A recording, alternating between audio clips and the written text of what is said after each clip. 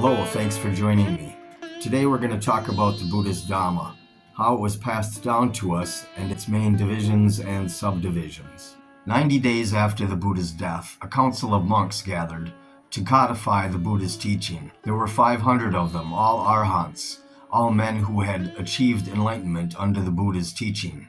The Buddha's longtime attendant, his cousin Ananda, had a phenomenal memory and had been present during most of the Buddha's sermons, and so he recited these to the council, and they were approved. These became the collection of teachings known as the Sutta Pitaka, the basket or pitaka of suttas or sutras. In this series, I will go back and forth, sometimes unconsciously, between using Sanskrit and Pali terms. Pali is the language in which the Sutta Pitaka, the basket of teachings or suttas, was written. But most people have heard of a sutra, not quite so likely that they've heard of a sutta. So I'll alternately use both terms in some cases to tie together old and new Buddhist teachings and provide a deeper understanding. At this same council, now known as the First Buddhist Council, another monk, another arahant, Upali, stood up as Ananda had done to recite his specialty, the discipline or Vinaya, a lengthy collection of rules for monks and even more rules for nuns. This was also approved and codified by the council. In the centuries after the first council, these teachings were transmitted orally, with certain groups of monks at one monastery or another reciting certain sutras, and others memorizing and reciting other sutras.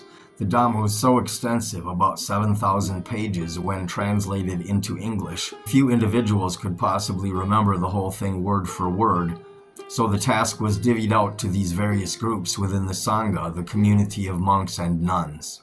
So these two divisions of the Buddha's Dhamma, the Vinaya and the Suttas, were passed down orally over the first centuries after the first council, being finally put down in writing in the 1st century BCE in Sri Lanka.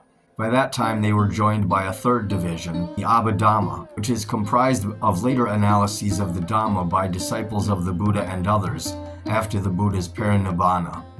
These three then became known as the Tipitaka, Sanskrit Tripitaka, the three baskets. The Sutta Pitaka, the basket of discourses, Vinaya Pitaka, the basket of the discipline, the Abhidhamma Pitaka, the basket of analytical doctrine. I have not personally read any of the Abhidhamma, and so will not make use of it in this series. I've read through most of the Vinaya, the rules for monks and nuns, some years ago, though I do not own a copy of it currently. It contains a fascinating collection of stories, one for each rule, showing the original incident which caused the Buddha to create the rule, but I will not quote from it here in this series. We will use the Sutta Pitaka, the Buddha's Discourses, for this introductory series. We may eventually look at Mahayana or Vajrayana Buddhism, but these emerged later in time and grew out of the Tipitaka, so this is where we will start. What is a sutta or sutra? It's related to the English word suture, which is a thread used by surgeons to close a wound. In early Buddhism, a sutra is a talk by the Buddha. The Sutta Pitaka itself has 5 divisions or nikaya. The Digha Nikaya, which is the lengthy discourses, which consists of 32 suttas. The Majjhima Nikaya, the medium-length discourses, which consists of 152 suttas. The Samyutta Nikaya, the connected discourses, consisting of nearly 3,000 short suttas arranged by subject. Anguttara Nikaya, the numerical or gradual discourses, nearly 8,000 sutras, arranged in numerical order from 1 to 11, these being lists of various kinds. For example, the Four Noble Truths or the 7 Factors of Enlightenment. And the Khuddha Nikaya, the minor collection, consisting of 15 volumes. Of these volumes, the following may be referenced in this series: Tipitaka, Udana, Sutta Nipata, Dhammapada. This is the lengthy discourses. There's 32 of them in these 3 volumes. Then there's the middle-length discourses, Majjhima Nikaya. Then there's the connected discourses by subject, Samyutta Nikaya. Then there's the Anguttara or numerical discourses.